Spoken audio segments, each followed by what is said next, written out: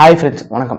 இன்னும் பத்தி ரிவ்யூ பார்க்க போனா, நம்ம டேரக்டர் ஆனந்த் நாராயண் டைரக்ஷன்ல வந்திருக்க இங்க நான் தான் கிங் படத்த பத்தி தான் பார்க்க போறோம். இங்க நான் தான் கிங் இந்த படத்தோட கதை பார்த்தீங்கன்னா, ஸ்டார்ட்டிங்லயே ஒரு பெரிய டெரரிஸ்ட் குரூப் வந்து மும்பைல வந்து ஒரு பிளான முடிச்சுட்டு, நெக்ஸ்ட் வந்து சென்னையில தான் நம்ம அடுத்த டார்கெட் அப்படின்னு சொல்லி சென்னை வந்திருக்காங்க.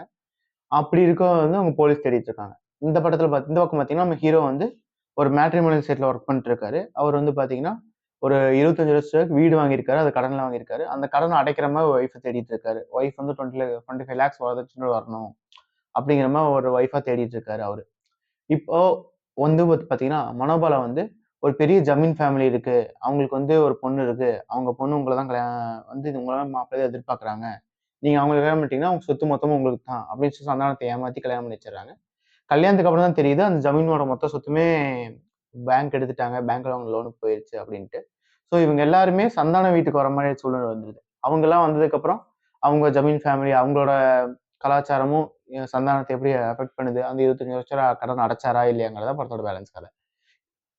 படத்தோட கதைய பத்தி பார்த்தீங்கன்னா, ஃபர்ஸ்ட் ஹாஃப் உண்மையிலே நல்லாவே எடுத்துட்டு போயிருந்தாங்க. ஓரளவுக்கு நல்லாவே இருந்துச்சு. ஏன்னா, இன்ட்ரோல அவங்க கொண்டு வந்த விதமாகட்டும், இன்ட்ரோ வரைக்கும் அவங்க குடுத்த விஷயமாகட்டும், அது வரைக்கும் நல்லாவே போச்சு.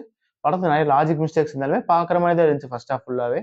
ஆ டெரரிஸ்ட் குரூப் இல்லாம அந்த மனோபாலாவோட ஒரு சீன் இருக்கும். விக்ரம் படத்துல வர மாரி ஒரு சீன் இருக்கும். அந்த சீன் நல்லா இருந்துச்சு. அதுக்கப்புறம் தம்பி ராமையாவும், பாலா சரவணனும் பண்ற நெறைய சீன்ஸ் வந்து லைட்டா கிரிஞ்சா இருந்தாலுமே, ஒரு டீசென்ட்டான ஃபேமிலியோட பார்க்கும்போது நல்ல காமெடியா தான் இருந்துச்சு.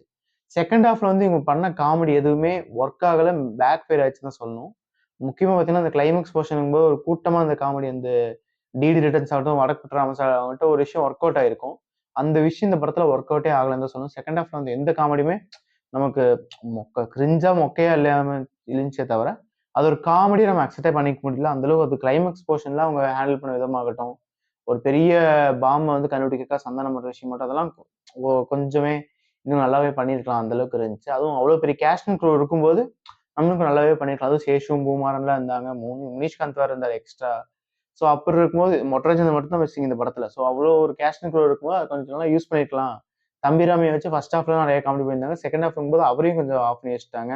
பாலா சரவணனோட காமெடி மட்டும் 2, 3 நல்லா சிரிக்கிற மாரி இருந்துச்சு தவிர, அப்புறம் மூமாறனோட காமெடி நல்லாவே இருந்துச்சு வழக்கம் போல. ஸோ இன்னும் கொஞ்சமா எக்ஸ்ட்ரா தான் எஃபெக்ட் பண்ணியிருக்கலாம் செகண்ட் ஹாஃப்க்கு. ஏன்னா காமெடிக்கு வந்து அவங்க எழுதாத மாரியே தெரிஞ்சுச்சு செகண்ட் ஹாஃப் ஃபுல்லாவே பார்த்தீங்கன்னா. இன்னும் கொஞ்சம் எஃபெக்ட் போட்டுருக்கலாம். நெறையா நெறைய குரூப்பா இருக்கும்போது, ஒவ்வொரு குரூப்பும் ஒரு விஷயத்த தேடும்போது, இது ஒரு டிடி ரிலேட்ஸ்மா அவங்க ட்ரை பண்ணியிருந்தாங்கன்னா, நல்லா வந்திருக்க வாய்ப்பு இருக்கு. ஸோ அப்படி இருந்துச்சுன்னா, ஆடியன்ஸ்க்கு இன்னும் நல்லாவே எஃபெக்ட்டா புடிச்சிருக்கவும் வாய்ப்பு இருக்கு. பட் அவங்க அத லைட்டா மிஸ் பண்ணிட்டாங்கன்னே சொல்லலாம். படத்துல சந்தானம் அவர் எடுத்துக்கிட்ட ரோல கரெக்டாவே பண்ணி குடுத்திருந்தாரு. செகண்ட் ஹாஃப்ல வந்து ஒரு தேவையில்லாத ஒரு சாங் வரும் பார்த்தீங்கன்னா, ஒரு முக்கியமான சீன் பேசிட்டு இருக்கும்போது திடீர்னு கட் பண்ணிட்டு நம்ம மேல போயிடலாம்ங்கிற மாரி இந்த பழைய காலத்து சாங் ட்ரை பண்ணியிருக்காங்க. டி இமானோட மியூசிக் ஃபர்ஸ்ட் அந்த ஓப்பனிங் சாங் நல்லா இருந்துச்சு. மிச்சபடி அந்த பாட்டுலாம் எதுவுமே அந்த அளவுக்கு செட் ஆகலன்னு சொல்லலாம். பேக்ரவுண்ட் ஸ்கோர் டீசென்ட்டா பண்ணி குடுத்திருந்தாரு. கேமராகிராஃபி சூப்பரா இருந்துச்சு. எல்லாமே படத்துல நல்லா இருந்துச்சு.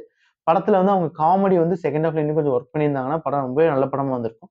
இப்பவுமே இது ரொம்ப அந்த கிக்கு அந்த மாரி சந்தானமோட படம்லாம் பார்த்திருக்கீங்க தெரியுமா?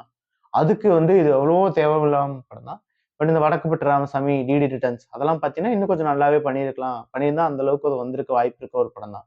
ஸோ இந்த படம் வந்து சிம்ப்ளி சவுத்ல ஸ்ட்ரீம் ஆகுது. தாராளமா பார்க்கறவங்க இருக்கவங்க பார்க்கலாம். அடல்ட் கன்டென்ட் எதுவுமே இல்ல. ஹீரோயின்ஸ வச்சு தேவையில்லாத சாங் அதிகமா போகாம, ஒரே ஒரு சீன்ல மட்டும் தேவையில்லாம சாங் போயிட்டாங்க. மிச்சபடி ஹீரோயின் எல்லாத்தையுமே கதைக்கு ஏத்த மாரி யூஸ் பண்ணியிருந்தாங்க. அந்த விஷயத்துல நம்ம பாராட்டி தான் செய்யணும். பட் இன்னும் கொஞ்சம் நல்லா எழுதி, இன்னும் கொஞ்சம் டைம் எடுத்து பண்ணியிருந்தாங்கன்னா, படம் நல்லாவே வந்திருக்க வாய்ப்பு இருக்கு. ஸோ அதுக்கு அத விட கொஞ்சம் கம்மியா தான் இருக்கு. எல்லாருமே படத்த தாராளமா பாருங்க. எல்லாத்துக்குமே மோஸ்ட்லி பிலோ ஆவரேஜா தோணும். இந்த ஃபேமிலி ஆடியன்ஸ்க்கு வந்து ஆவரேஜா படம் தோணும். ஓகே. என்னோட வீடியோ பிடிச்சிருந்தா லைக் பண்ணுங்க, ஷேர் பண்ணுங்க, சப்ஸ்கிரைப் பண்ணுங்க. இது நல்ல த்ரில்லிங்கான படங்கள், கொஞ்சம் விறுவிறுப்பா போற மாரி அந்த மாரி கதைகள் இருக்க படமா ஏதோ இருந்தா, தமிழ் டப்ல அவைலபிளா இருந்தா, அந்த படத்த கமெண்ட் செக்ஷன்ல சொல்லுங்க. நான் அந்த படத்த தாராளமா பார்த்து உங்களுக்கு ரிவ்யூ பண்றேன். ஓகே. பாய்.